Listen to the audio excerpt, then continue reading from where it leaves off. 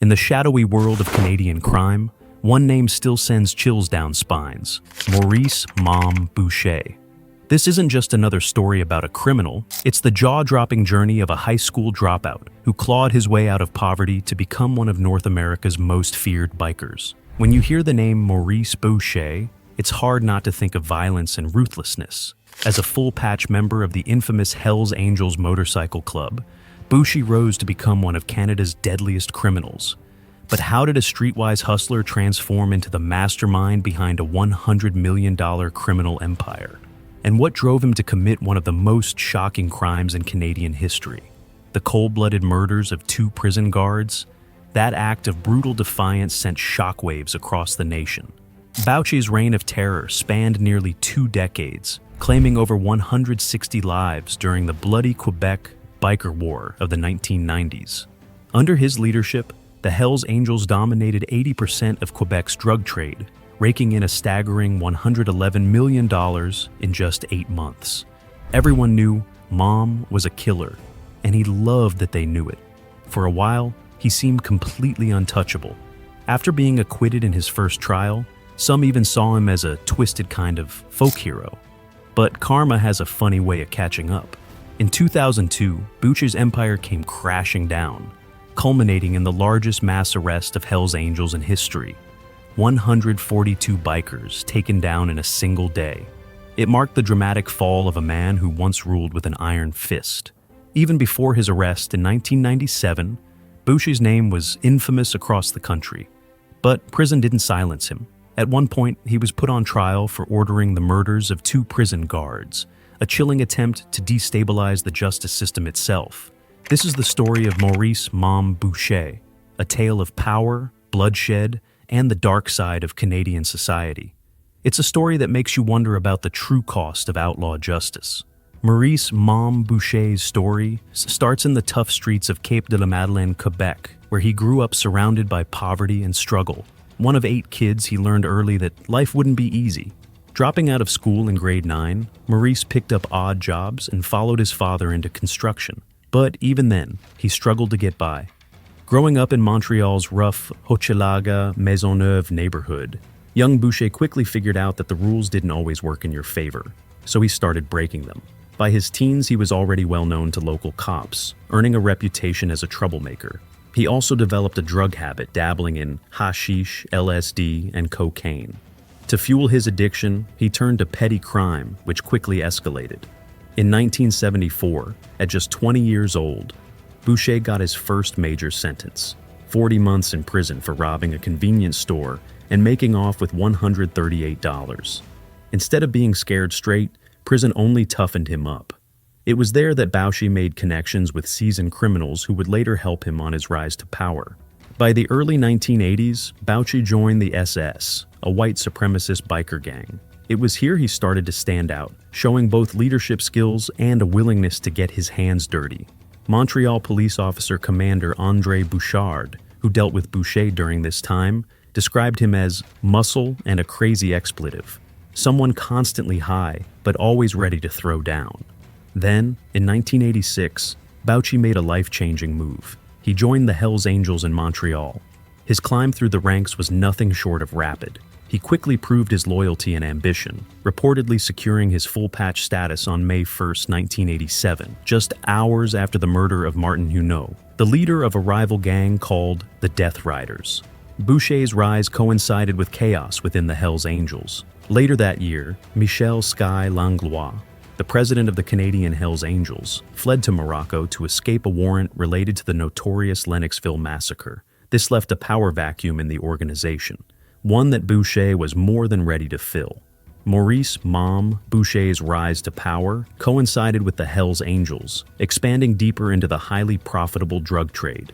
His sharp business instincts and brutal tactics quickly turned him into a major player within the organization's criminal empire. When leadership gaps appeared after the arrests following the Atlantic City massacre, Boucher stepped in, becoming president of the Montreal South chapter by late 1987. Recognizing the need to rebuild the Hells Angels' reputation, Boucher and his associate Walter began recruiting smaller biker gangs, offering them Hells Angels membership. By the early 1990s, Boucher was one of the most powerful bikers in Quebec, controlling a sprawling network of illegal activities, including cocaine trafficking and loan sharking.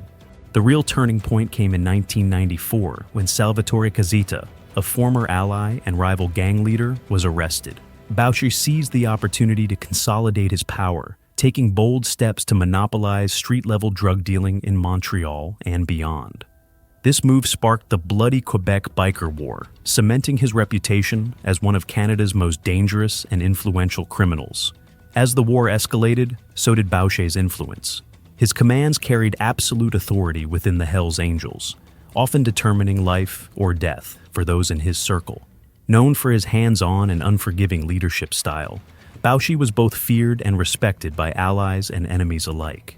In January 1995, Boucher made a strategic move to further tighten his grip on power. He created a new Hells Angels chapter called the Nomads, an elite group of bikers who operated without geographic restrictions. Officially launched in June 1995, the Nomads were ruthless and unwavering in their mission to expand the Angels' drug operations.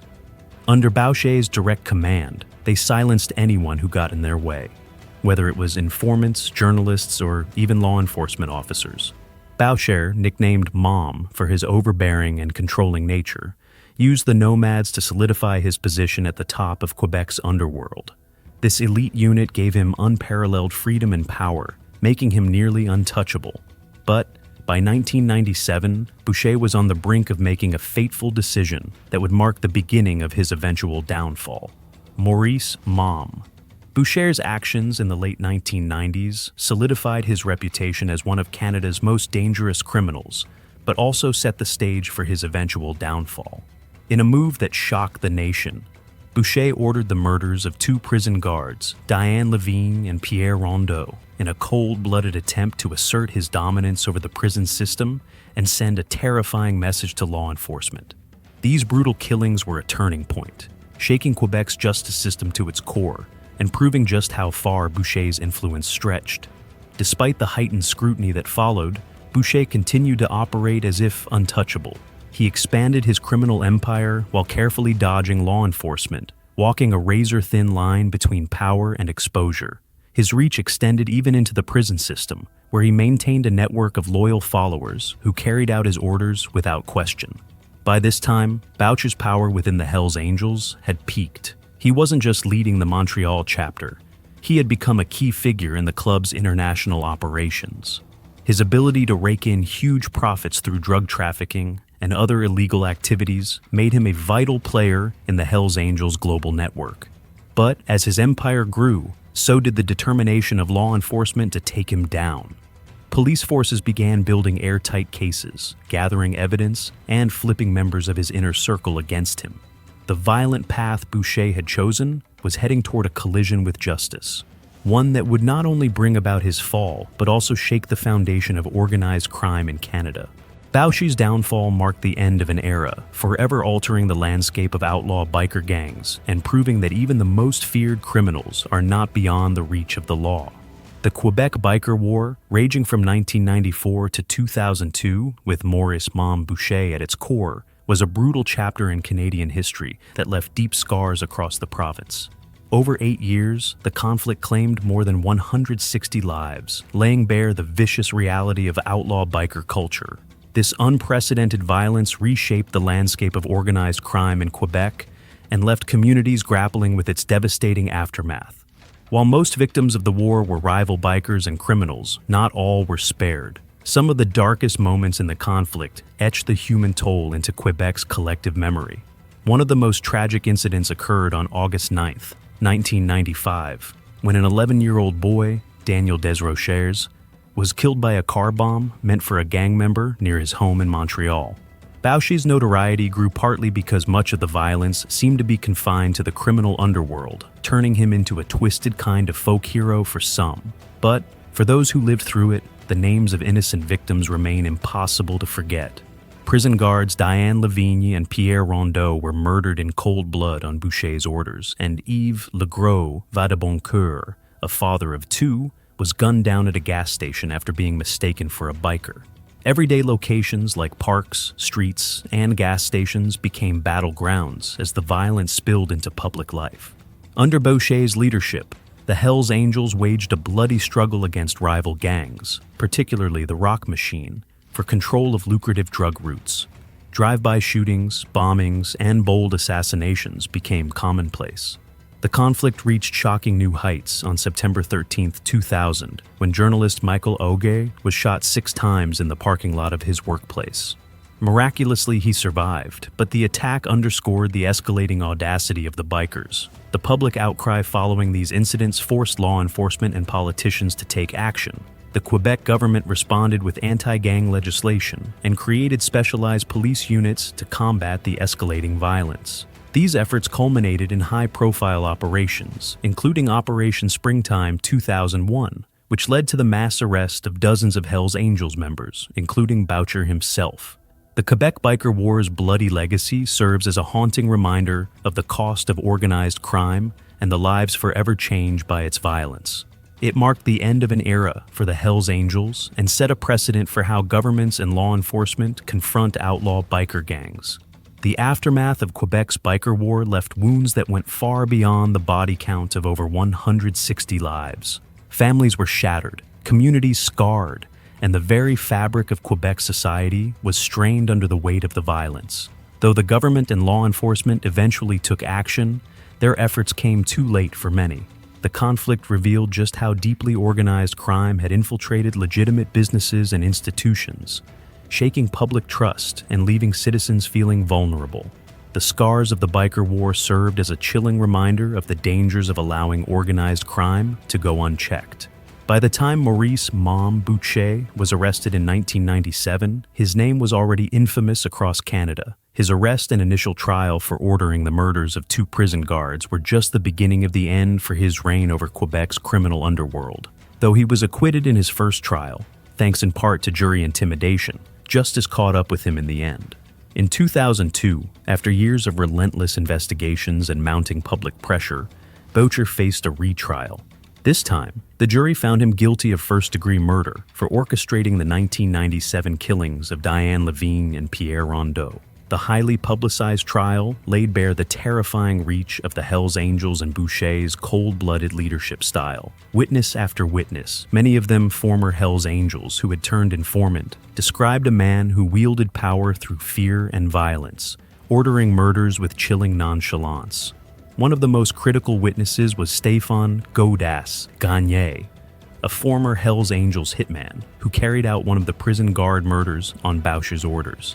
Gagné's testimony directly linked Boucher to the killings, delivering a devastating blow to his defense. The trial captivated the nation, not just for its revelations about the biker world, but for what it symbolized: the crumbling of an empire built on bloodshed and terror. Boucher's conviction marked the beginning of the end of his iron grip on Quebec's underworld. It also stood as a stark warning. No matter how powerful or untouchable someone might seem, justice has a way of catching up eventually. The sentence handed down to Maurice Boucher was as severe as his crimes: life imprisonment with no chance of parole for 25 years. For a man who once ruled Montreal's streets like a king, it was a humbling and definitive end to his reign. Boucher, who had seemed untouchable for so long, now faced the cold reality that even the most feared criminals are not above the law. Yet, the scars he left behind, on families, communities, and Quebec society, would endure far longer than his time in power. As he was led out of the courtroom, Boucher showed no emotion, his stoic expression firmly intact. It was a trademark of the man who had built an empire of fear and violence, but now his empire was crumbling, and his life of dominance was over. His final years were spent locked away in the special handling unit of the Saint-Anne-de-Plaine Institution, a super maximum security prison for Canada's most dangerous criminals. In near total isolation, stripped of the power and influence he once wielded, it was a far cry from his days as the feared leader of the Hells Angels. Even behind bars, though, Boucher's name still carried weight. Rumors swirled that he was pulling strings from his cell, his influence lingering in the shadows of the criminal world.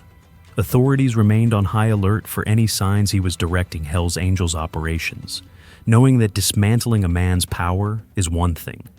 Dismantling an entire organization is another. Boucher's conviction was a major win for law enforcement, but it didn't spell the end of the Hells Angels in Quebec or across Canada. The empire Boucher helped build was too profitable, too entrenched to simply collapse with his imprisonment. His fall marked the end of an era, but the criminal networks he helped shape continued to evolve, adapting to new challenges and presenting fresh obstacles for law enforcement. In the end, Boucher's legacy is one of violence, power, and pain. His name remains a symbol of the dark underbelly of organized crime in Canada, a stark reminder of how high the cost of unchecked criminal empires can be. Even locked away for life, Maurice "Mom" Boucher's influence never truly disappeared. From 2015 to 2022, Boucher battled throat cancer in prison, his illness doing little to erase his infamy or weaken his grip on the criminal world's imagination. For years, his name continued to loom over Quebec's underworld, a symbol of both power and chaos, even as his ties to the Hells Angels unraveled. In 2014, the Hells Angels formally expelled Boucher from the organization. Once their most powerful leader, his fall from grace marked a dramatic shift in his criminal career. According to reports, the gang decided Boucher was no longer of any use. His legal battles were over, his influence fading. But prison life didn't mean Boucher was out of danger. Shortly after his conviction, he was stabbed by another inmate. In a bizarre twist, other prisoners came to his aid, using the attacker's knife to kill the would-be assassin. Years later, Boucher survived yet another stabbing attempt, this time walking away with only minor injuries. Despite being cut off from the Hells Angels, Boucher's involvement in crime didn't stop. In November 2015, shocking allegations arose against him and his daughter, Alexandra Mongeau. Both were charged with conspiracy to commit murder. Prosecutors accused Boucher of orchestrating a plot to kill Renaud Desjardins, a close associate of mafioso Vito Rizzuto, using his daughter as a go-between to pass messages to his former allies. The case revealed the intricate network of alliances and rivalries still shaping Montreal's criminal world, with Boucher's name continuing to command respect and fear.